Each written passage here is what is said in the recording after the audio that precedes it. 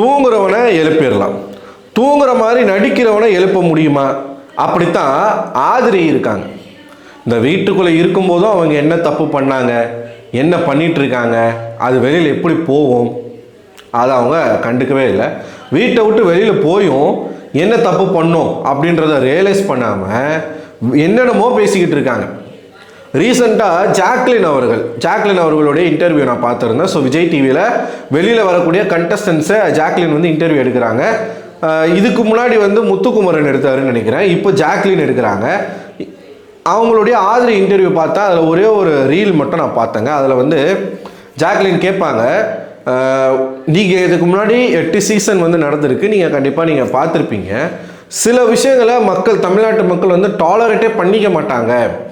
So அந்த மாதிரி ஏதோ ஒரு விஷயத்த நீங்கள் பண்ணியிருக்கீங்க அப்படின்றத நீங்கள் உணரலையா அப்படின்னு கேட்கும் பொழுது அவங்க கேட்குறது என்னென்னா, எஃப்ஜேக்கும் ஆதிரிக்கும் நடுவில் நடந்த அந்த சில்மிஷங்கள்.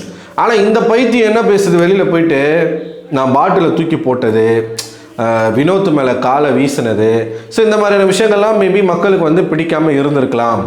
ஆனால் அதை தாண்டி நான் நிறையா பண்ணியிருக்கேன், நான் வந்து நல்லா விளையாடிருக்கேன், நிறைய விஷயங்கள் நான் பண்ணியிருக்கேன். ஸோ நான் வந்து இந்த எவிக்ஷனுக்கு டிசர்விங்கான ஆள் இல்லை. ஏன்னா போகும்போதே மக்களுக்கு புரியலை, ஓட்டு போட தெரியாத மக்கள் அப்படி. ஆமாம், மக்களுக்கு ஓட்டு போட தெரியாதான், கரெக்டு தான், அது வந்து நான் ஒத்துக்கிறேன். அரசியல் வேண்டாம் இப்படி வந்து சொல்லிட்டு போனவங்க தான். அப்போ ஜாக்லின் மறுபடியும் கேட்குறாங்க, இல்லை இதை தாண்டி இன்னும் நிறைய விஷயங்கள் வந்து இருக்குது, மேபி நீங்கள் போன பிறகு உங்களுக்கு தெரியும், தெரிஞ்ச பிறகு நீங்கள் வந்து ரியலைஸ் பண்ணுங்கள் அப்படின்ற மாதிரி சொல்லி அனுப்புகிறாங்க.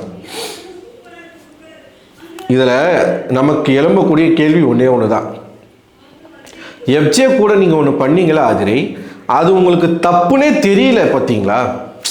இங்கே சில பேர் வந்து இப்படி தான் இருக்காங்க, தப்பு பண்ணுறது பூரா அநியாயம், பண்ணுறது பூரா கேவலம், பண்ணுறது பூரா தப்பு, அராஜகம்.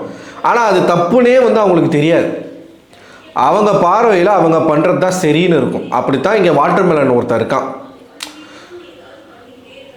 வெளியில் ஒரு பாய் ஃப்ரெண்ட் இருக்காங்க. இப்போ என்ன தான் இருந்தாலும் தமிழ்நாட்டு மக்கள் இதை டாலரேட் பண்ண மாட்டாங்க. ஆனால் எதை டாலரேட் பண்ணுவாங்க, பையன் அதை பண்ணால் டாலரேட் பண்ணுவாங்க, பொண்ணு பண்ணும்போது டாலரேட் பண்ண மாட்டாங்க. என்னை பொறுத்த வரைக்கும் 2 பேரும் பண்ணாலுமே தப்பு தான். ஸோ ஏன் எஃப்ஜேக்கு மட்டும் ஆதரவு இருக்குது மக்கள்கிட்ட, ஆதிரைக்கு ஏன் ஆதரவு இல்லை, ஆதிரை எதுக்கு டக்குன்னு வெளில அமிச்சாங்க அப்படின்னு பார்த்தீங்கன்னா, எஃப்ஜே அதை தப்புன்னு சொல்லி ஒரு இடத்துல ரியலைஸ் பண்ணிட்டான். ஸோ அவன் என்ன பண்ணுறான், ஆதிரையை விட்டு விலகிறான். ஆனால் ஆதிரை கடைசி வரைக்கும் அது தப்புன்னு உணராமல் திருப்பி திருப்பி திருப்பி திருப்பி அதே ரிப்பீட் பண்ணதுனால தான் இன்றைக்கி வெளில போயிருக்காங்க. ஒன்றும் இல்லைங்க, வெளியில் ஒரு பாய் ஃப்ரெண்ட் இருக்கான், இது வந்து ஆதிரியே சொன்ன விஷயந்தான். பாய் ஃப்ரெண்ட் இருக்கான் அப்படின்னா நீங்கள் என்ன தான் சினிமா துறையில் இருந்தாலும் நீங்கள் ஒரு பப்ளிக் ஷோக்கு வரீங்க, நீங்கள் திரைமறைவில் நீங்கள் என்ன பண்ணாலும் யாரும் கேட்க போகிறது கிடையாது, ஆனால் யாருக்கும் அது தெரிய போகிறது கிடையாது. ஓகேவா? திரைக்கு பின்னாடி நீங்கள் வந்து 3 நாள் ரிலேஷன்ஷிப்பில் இருந்தால் கூட அது யாரையும் அஃபெக்ட் பண்ண போகிறது இல்லை, மக்கள் அதை அஃபெக்ட் பண்ண போகிறது கிடையாது. சரிங்களா? அது உங்கள் கூட இருக்கிறவங்களை அஃபெக்ட் பண்ணலாம், மக்கள் அதை அஃபெக்ட் பண்ண போகிறது கிடையாது. மக்கள் அதை நோக்கி கேள்வியும் கேட்க முடியாது, கேட்க போகிறதும் கிடையாது, தெரியாதவங்க. ஆனால் பிக் பாஸ் அப்படிங்கிற ஒரு நிகழ்ச்சி கோடிக்கணக்கான மக்கள் பார்க்கக்கூடிய ஒரு நிகழ்ச்சி. அந்த நிகழ்ச்சிக்குள்ளே இருந்துக்கிட்டு நீங்கள் தைரியமாக எனக்கு வெளியில் ஒரு பாய் ஃப்ரெண்ட் இருக்கான் இருந்தாலும் பரவாயில்ல, அவன் வந்து நான் அவன்கிட்ட சொல்லிட்டு தான் வந்தேன், அவன் எவ்வளோ மானங்கட்டவனாக இருப்பான் பாருங்க, நான் சொல்லிட்டு தான் வந்தேன், உள்ளே போய் எனக்கு எதனா ஒரு பையனை பிடிச்சதுன்னா நான் வந்து லவ் கண்டென்ட் பண்ணுவேன் அப்படின்னு லவ் கண்டென்ட் அப்படிங்கிறது ஒரு கட்டத்துக்கு மேலே தாண்டி எங்கே போய் நிற்கிது? ஒரு பையனுடைய ஆணுறுப்பு பிடிச்சி கிள்றது தான் உங்களுடைய லவ் கண்டென்ட்டா? ஸோ தொடர்ச்சியாக பார்த்தீங்கன்னா எஃப்ஜே கூட அவங்க பண்ண விஷயங்கள் வந்து எல்லை மீறிய விஷயங்கள். அரோரா துஷார் கிட்ட என்ன பண்ணாங்களோ அதே தான் ஆதிரியும் பண்ணாங்க. ஆனால் அரோரா இந்த வீட்டுக்குள்ளே எப்படி இருக்காங்க? அரோராவை விடவும் மோசமான ஆட்கள் இந்த வீட்டுக்குள்ளே இருக்காங்க, அதனால் அரோரா இருக்காங்க. இப்படி தான் நம்ம வந்து பார்க்கணும். ஸோ ஜாக்லின் ரொம்ப தெளிவாக கேட்குறாங்க, தமிழ்நாட்டு மக்கள் சில விஷயங்களை டாலரேட்டே பண்ணிக்க மாட்டாங்க, நீங்கள் அந்த விஷயத்தை உணரலையா அப்படின்னு கேட்குறாங்க. வெளியில் போகும்போது ஆதிரையுடைய ஏவிலையுமே அதை போட்டு காமிச்சாங்க. அப்போ கூட அதனால தான் நான் சொன்னேன், தூங்குறவங்களை எழுப்பிடலாம், தூங்குற மாதிரி நடிக்கிறவங்கள எழுப்ப முடியாது. அந்த ஏவியை பார்த்து கூட ஆதிரைக்கு தெரியலை நம்ம எதனால் வெளியில் வந்தோம். மேபி இப்போ அவங்களுக்கு தெரிஞ்சிருக்கலாம், ஆனாலும் அதை அக்செப்ட் பண்ணிக்கிற ஒரு ஆளாக எனக்கு ஆதிரையை பார்த்தா தெரியல.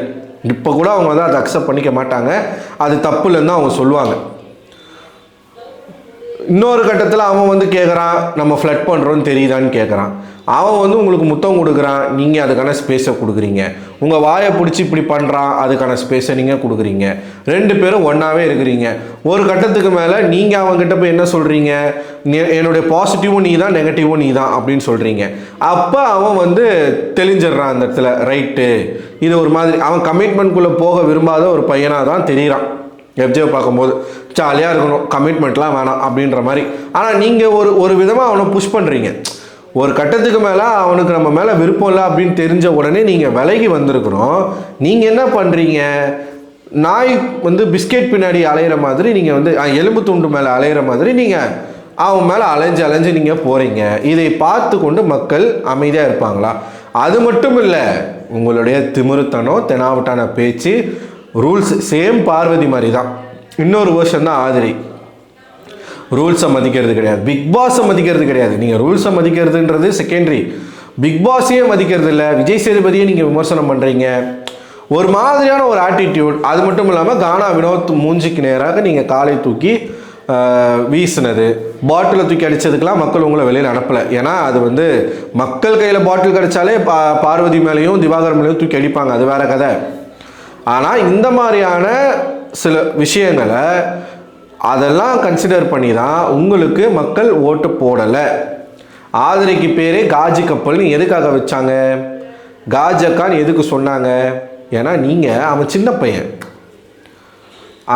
பையன் வயசுக்கு மீறின ஒரு விஷயத்த பண்ணுறதுக்கு முன்னாடி யோசிக்கணும். எனக்கு என்னென்னா, இந்த செலிப்ரிட்டிஸ் எல்லாமே வந்து அவங்களுக்குள்ள ஒரு தைரியம் வந்துடுது. இந்த மாதிரி பப்ளிக் ஷோவாக இருந்தால் கூட பரவாயில்ல, இதன் மூலமாக நம்ம வளருவோம். அடுத்து நான் வந்து அரோரா பற்றி ஒரு வீடியோ போட போகிறேன். அரோரா பற்றின வீடியோ கிடையாது, ரியா பற்றின வீடியோ. ரியா அண்ட் பூர்ணிமா இவங்க 2 பேரை கம்பேர் பண்ணால், ரியா வந்து அரோராவுடைய ஃப்ரெண்டு, பூர்ணிமா வந்து ஆதிரியோடைய ஃப்ரெண்டு. தான் ஃப்ரெண்டு தப்பே பண்ணாலும் தைரியமாக அதை சோஷியல் மீடியாவில் வந்து சொல்லக்கூடிய ஒரு பொண்ணு ரியா. ஆனால் அதே மாதிரி தன்னுடைய ஃப்ரெண்டு வந்து என்ன தப்பு பண்ணாலும் எனக்கும் அதுக்கும் சம்மந்தமே கிடையாது அப்படின்னு வந்து பேச்சு மூச்சு இல்லாமல் இருக்கிறாங்க பூர்ணிமா. ஏன்னா அதே சீசன் ஒரு 2 சீசனுக்கு முன்னாடி ஆதிரி என்னெல்லாம் பண்ணாங்களோ அது எல்லாமே பூர்ணிமாவும் பண்ணாங்க. ஒருவேளை அந்த துஷ்ட காத்து வந்து ஆதிரி மேலே ஒட்டிக்கிச்சா அப்படிங்கிறது எனக்கு தெரியல. ஆதிரி கிட்ட பிடிச்சதே எனக்கு ஆதிரின்ற பேர் மட்டும்தான், மற்றபடி ஆதிரி கிட்ட எந்த குணாதிசயமும் எனக்கு பிடிக்கல. ஸோ இவ்வளோ விஷயங்களை பண்ணிவிட்டு இதனால் மக்கள் உங்களை வெளியில் அனுப்பின பிறகு நான் இதுக்கு டிசர்விங்கான ஆள் இல்லை, இதுக்கு ஏற்ற மாதிரி பிக் பாஸ் வேறு பயங்கரமான பில்டப் கொடுத்து அனுப்பிச்சி விட்டார். இந்த எவிக்ஷனுக்கு நீங்கள் டிசர்விங்கான பர்சன் இல்லை, எதுக்கு அதை சொன்னாருன்னு தெரில. அப்படி டிசர்விங்கான ஆள் இல்லைன்னா அவங்க பண்ண சில்மிக்ஷங்களை எதுக்கு காட்டினீங்க? கட் பண்ணி எடிட்டில் தூக்கி இருக்க வேண்டியதானே. கோர்த்தும் விடுவீங்க, பாராட்டும் செய்வீங்களா? காட்டியும் கொடுப்பீங்க, கூட்டியும் கொடுப்பீங்களா அப்படின்ற மாதிரி தான் கேட்க தோணுது பிக் பாஸை பொறுத்த வரைக்கும். ஸோ வாழ்க்கையில் மனுஷனாக பிறந்தால் ஒரு கட்டத்துக்கு மேலே நம்ம தப்பு பண்ணுறோன்னா அது இன்னொருத்தவங்க சொல்கிறாங்கன்னா அது தப்புனா அதை ஒத்துக்கணும், அதை உணரணும். அதை உணராமல் மக்கள் தான் தப்பு. நான் தப்பே பண்ணல, நான் என் கேமை தான் விளையாண்டேன். இப்படி பேசிகிட்டு இருந்தீங்கன்னா வாழ்க்கையில் உருப்படவே முடியாது. ஸோ இந்த ரீல் நான் பார்த்தேன், அதனால் இந்த வீடியோ நம்ம போஸ்ட் பண்ணுறோம், நம்மளோட கருத்தை சொல்கிறோம், அவ்வளோதான். ஸோ நீங்கள் என்ன நினைக்கிறீங்க? ஜாக்லின் கேட்ட கேள்வி நறுக்குன்னு கேட்டாங்க அவங்க, அதுக்கு ஆதிரி சொன்ன பதில் சாட்டிஸ்ஃபைடாக இருந்துச்சா? எனக்கு சாட்டிஸ்ஃபைடாக இல்லை. உங்கள் கருத்தை மறக்காமல் கமெண்ட் பாக்ஸில் கமெண்ட் பண்ணுங்கள். அடுத்த ஒரு வீடியோவில் கூட சந்திக்கிறேன். அதுவரை உங்களிடமிருந்து விடைபெறுவது நான் அரவிந்தன்.